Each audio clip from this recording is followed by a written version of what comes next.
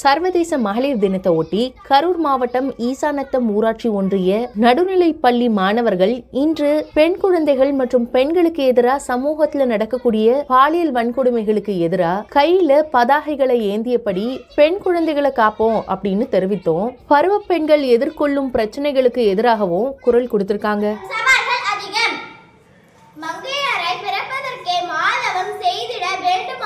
என்பது கவிமணியின் அழகிய வரிகள். மங்கையரை வாழ்வதற்கே யுத்தம் பலர் புரிந்திட வேண்டும் அம்மா என்பது எனது உண்மை வரிகள்.